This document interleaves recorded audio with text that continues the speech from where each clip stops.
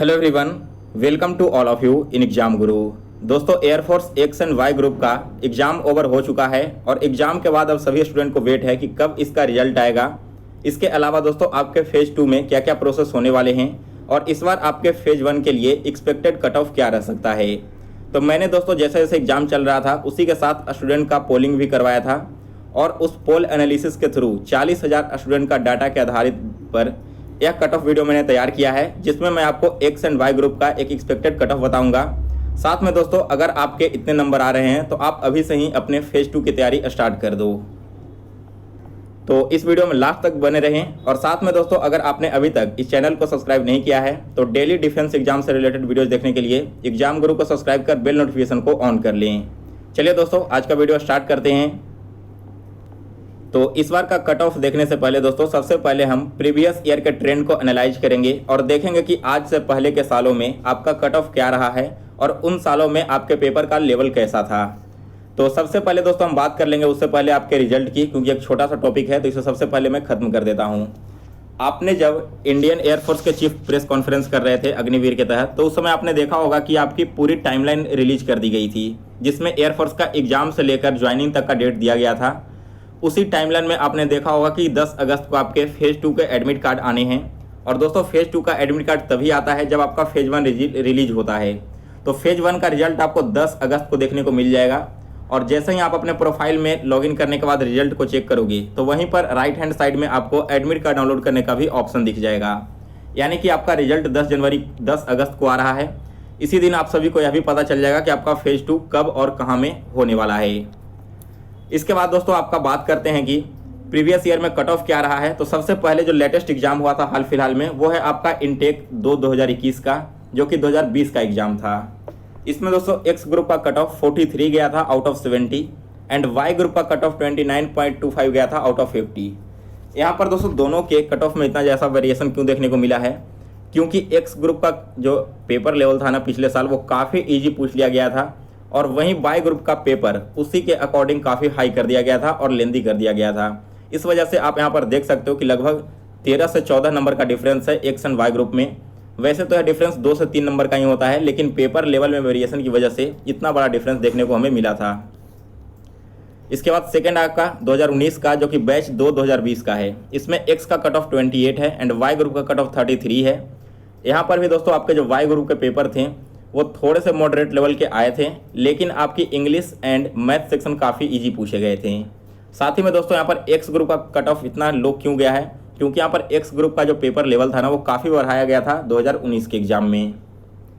इसके बाद अगला जो हमारा कट ऑफ है वो है एक 2020 बैच का, जो कि 2019 में एग्जाम हुआ था। तो यहाँ पर एक्स ग्रुप का कट ऑफ 36.25 था एंड वाई ग्रुप का कट ऑफ 37.25 था, ठीक है। और जो आपकी फाइनल कट ऑफ गई थी वो थी 39.25 वाई ग्रुप की एंड एक्स ग्रुप की 36.25 से बढ़कर 37.25 तक।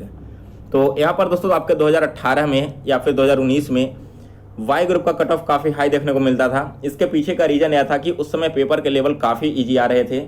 जो आपके जीके थे, मैथ थे एंड रीजनिंग थे, बिल्कुल भी टाइम नहीं लग रहा था इसे सॉल्व करने में और इस वजह से इतना हाई कट ऑफ देखने को मिला था। इसके बाद एक और साल का यानी कि 2018 का भी कट ऑफ हम लोग देख लेते हैं, क्योंकि 2018 से ही स्टार्ट हुआ था आपका एग्जामिनेशन रेगुलर बेसिस पर होना। तो 18 में एक्स ग्रुप का कट ऑफ 42 था, जो कि काफ़ी हाई है आउट ऑफ 70 और वाई ग्रुप का भी 38 था आउट ऑफ 50, जो कि बहुत ही ज़्यादा हाई है। सो गाइज यहाँ पर आपको मैंने बता दिया कि पेपर का लेवल काफ़ी ईजी आता था 2018-19 में, इसलिए वहाँ पर कट ऑफ हाई गया था। अब हम बात करते हैं कि 2022 में आपका क्या रहा है बेस्ट अटेम्प्ट, इसके बेसिस पे आपके कट ऑफ क्या रहेंगी। तो जितने भी शिफ्ट अभी तक हुए हैं उन सभी शिफ्ट का एनालिसिस मैं आपको एक एक करके अब दिखाता हूँ। सबसे पहले यहाँ पर देखो 24 जुलाई को फर्स्ट शिफ्ट का एग्जाम था आपका, पहले दिन पहला शिफ्ट। यहाँ पर दोस्तों पेपर का लेवल जो है ना वो काफ़ी इजी भी देखने को नहीं मिला है एंड काफ़ी मॉडरेट भी देखने को नहीं मिला है। मिलता जुलता पेपर का लेवल था और मैक्सिमम जो कैंडिडेट ने स्कोर किया है उनका स्कोर 36 से लेकर 40 तक है। लेकिन यहाँ पर ऐसा नहीं है कि आपके करेक्ट आंसर ही होंगे 36 से लेकर 40 तक, यह केवल आपके अटेम्प्ट को दिखा रहा है। दैट मीन्स कि आपके एटलीस्ट 2 से 3 क्वेश्चन तो हर एक कैंडिडेट के गलत होते हैं एग्जाम में। जिन्होंने अच्छी तैयारी नहीं की होगी उनके 4 से 6 क्वेश्चन भी गलत हो सकते हैं। तो जिन लोगों को ऐसा लग रहा है यहाँ पर कि आपने 38, 40 ऐसे अटेम्प्ट किए हैं, तो फाइनली जो आपके मार्क्स बनेंगे वो बनेंगे 33, 34, 35 के अराउंड बनेंगे। यह डिपेंड करता है कि आपकी एक्यूरेसी कितनी एक्यूरेट रही है।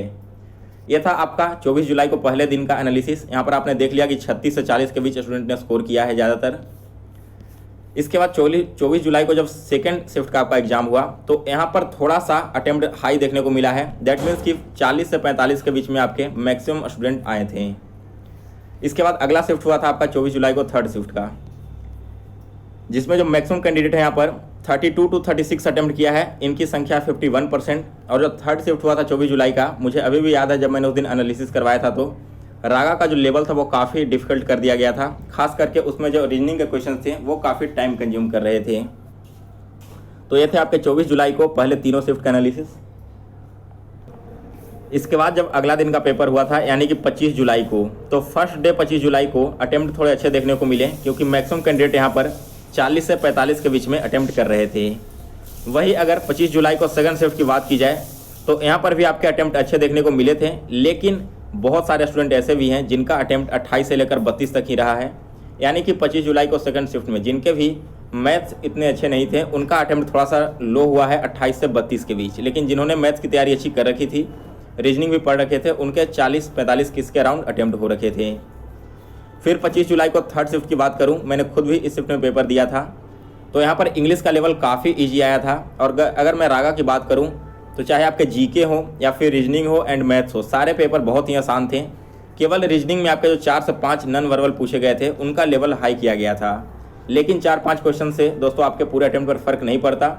इसी वजह से यहाँ पर 40 से 45 के बीच में अटेम्प्ट देखने को मिला है 25 जुलाई को थर्ड शिफ्ट में। इसके बाद 26 जुलाई को जब पहला शिफ्ट हुआ तो यहाँ पर भी आपका पेपर का लेवल ईजी ही आया था, और जो मैक्सिमम स्टूडेंट अटेम्प्ट किए हैं वो है आपका 40 से लेकर 45 के बीच में। फिर आपके 25 जुलाई को आपके सेकंड शिफ्ट के जब एग्जाम हुए थे, थर्ड शिफ्ट के 26 जुलाई को, तो यहाँ पर जो अटेम्प्ट देखने को मिला वो काफ़ी डाउन हो चुका था। 36 से लेकर 40 के बीच में मैक्सिमम कैंडिडेट ने अप्लाई किया है, क्योंकि यहाँ पर रागा का जो पेपर है ना वो काफ़ी लेंदी कर दिया गया था। इसी तरह से यहाँ पर आपके 26 जुलाई को फिर से अगला शिफ्ट का भी देख सकते हो आप, लोगों का अटेम्प्ट कैसा रहा है। 28 से लेकर 32 के बीच में ही अटेम्प्ट रहा है टोटल 47% कैंडिडेट का, यानी कि जितने भी कैंडिडेट यहाँ पर वोट किया उनमें से आधे लोग 28 से लेकर 32 तक ही अटेम्प्ट कर पाए हैं। इसी तरह से अगर आप देखोगे 27 जुलाई को फर्स्ट शिफ्ट का, और यह टोटल 6000 स्टूडेंट का डेटा है 27 जुलाई को, तो यहाँ पर जो मैक्सिमम कैंडिडेट ने स्कोर किया है ना वो है 36 से लेकर 40 तक। अब अगर मानकर चलो कि आपने अटेम्प्ट ही किया है 36-37 नंबर, तो आपके फाइनली कितने नंबर आएंगे? 31 नंबर आएंगे, 32 नंबर आएंगे, कुछ कैंडिडेट का 30 नंबर आएंगे। यानी कि दोस्तों काफ़ी लो अटेम्प्ट है in comparison to previous year, अगर आप यहाँ पर देख रहे हो तो। इसी तरह से 27 जुलाई को सेकंड शिफ्ट में भी लगभग 1200 स्टूडेंट ने अटेम्प्ट किया था, और यहाँ पर भी आप देखोगे कि जो मैक्सिमम 60% स्टूडेंट हैं उन्होंने 32 to लेकर 36 तक अटेम्प्ट किया है। इसके बाद 27 जुलाई को थर्ड शिफ्ट में भी फिर से आपको वही ट्रेंड देखने को मिला है। 32 से 36 के बीच में ही अराउंड 60% स्टूडेंट ने अटेम्प्ट किया है। यानी कि दोस्तों जैसे जैसे आपके एग्जाम ने ओवर होते जा रहे थे, आपके शिफ्ट की जो लेवल थे ना उसे भी बढ़ाया चला जा रहा था। इसी तरह अगर आप 28 जुलाई को बात करोगे तो फर्स्ट शिफ्ट में आप देखो कितना लो अटेम्प्ट रहा है लोगों का, 32 से 36 के बीच में ही रहा है 60% कैंडिडेट का।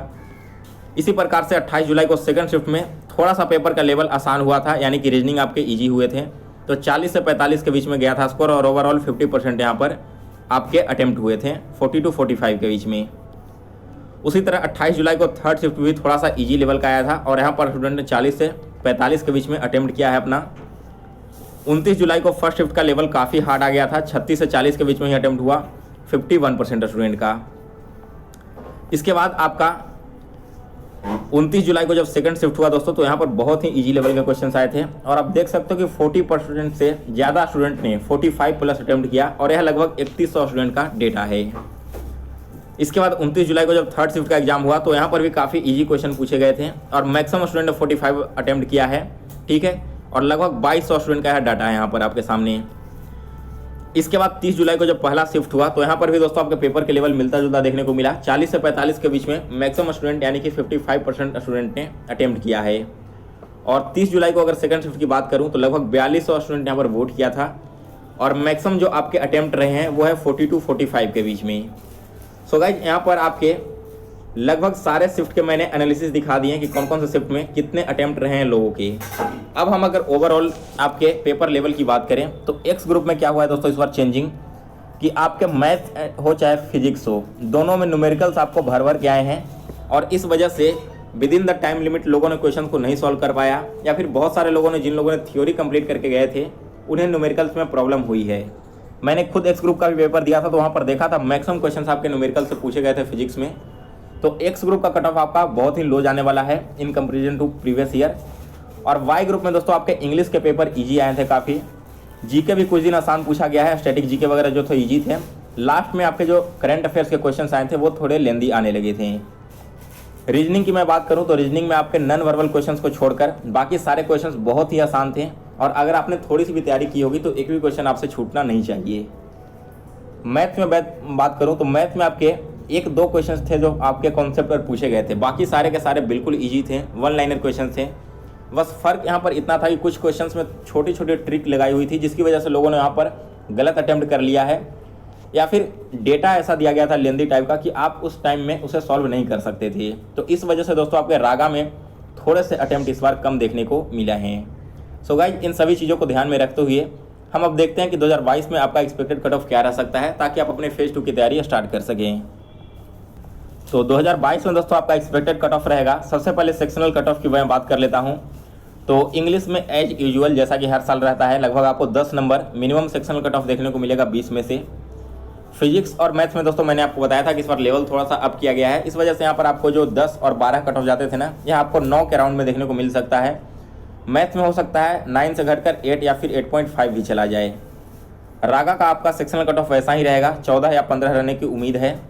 और अगर मैं ओवरऑल कट ऑफ की बात करूँ तो एक्स ग्रुप में आपके जो कट ऑफ हैं वो 36 के अराउंड रहेंगे। इसमें आप +2 और -2 का वेरिएशन लेके चल सकते हो, यानी कि इसमें या तो +2 ज़्यादा नंबर आ सकते हैं या फिर -2 कम कट ऑफ रह सकता है। साथ में दोस्तों अगर मैं वाई ग्रुप की बात करूं तो वाई ग्रुप में आपके 32 से लेकर 34 के बीच में आपके कट ऑफ रहने की उम्मीद है। मैक्सिमम पॉसिबिलिटी यही है कि आपका कट ऑफ 32 या फिर 34 रहे। और दोस्तों यहाँ पर भी आप +2 और -2 का वेरिएशन लेकर चल सकते हो। 32 है, इसकी जगह हो सकता है 30 कट ऑफ चला जाए, या फिर 34 है, इसकी जगह हो सकता है 36 कट ऑफ चला जाए। लेकिन इससे ना तो हाई जाएगा ना ही 30 से यहाँ पर लो जाने वाला है। सो गाइज, यहाँ पर मैं तो आप सभी से यही कहूँगा कि कट ऑफ के चक्कर में आप सभी लोग ना रहो। आज 1 अगस्त हो चुका है, 8 से 9 दिनों के अंदर आपके रिजल्ट आ जाएंगे। मान लो अभी मैंने आपको कट ऑफ बता दिया, इस कट ऑफ को देखकर आपने फेज 2 की तैयारी नहीं की, और अगर आपको 10 अगस्त को रिजल्ट आ जाता है तो फिर आपके पास टाइम नहीं बचेगा कि आप उसमें फेज 2 की तैयारी कर सको। तो जिन लोगों को भी लगता है 28 से लेकर 32 के राउंड में आपके काट छाट के कम से कम नंबर आ रहे हैं एयरफोर्स वाई ग्रुप में, तो डेफिनेटली आप फेज 2 की तैयारी में लग जाइए। और अगर आपके एक्स ग्रुप में काट छाट कर 32 प्लस आ रहे हैं तो आप फेज 2 की तैयारी में बिल्कुल लग जा सकते हैं, क्योंकि दोस्तों इस बार आपके फेज 2 21 अगस्त से स्टार्ट हो रहे हैं, तो ज़्यादा टाइम आपको नहीं मिलेगा, केवल 15 से 20 दिनों का टाइम है। तो इसे आप यूटिलाइज कीजिए और अभी से ही अपने फेज 2 की तैयारी स्टार्ट कर दीजिए। फेज 2 में क्या क्या होता है दोस्तों, इसके बारे में मैं आपको थोड़ी देर में एक और वीडियो अपलोड करके समझा दूंगा। इसके अलावा इसी चैनल पर आपके ग्रुप डिस्कशन एंड फेज 2 की डिटेल्स क्लासेस भी 1-2 दिनों के अंदर स्टार्ट हो जाएगी। सो गाइस, इस वीडियो में बस इतना ही। मैंने आपको कट ऑफ के बारे में डिटेल में बता दिया। आप भी हमें कमेंट करके बता सकते हो कि आपके अनुसार इस बार का कट ऑफ क्या रह सकता है। और वीडियो पसंद आया हो तो इसे लाइक करें और शेयर करें।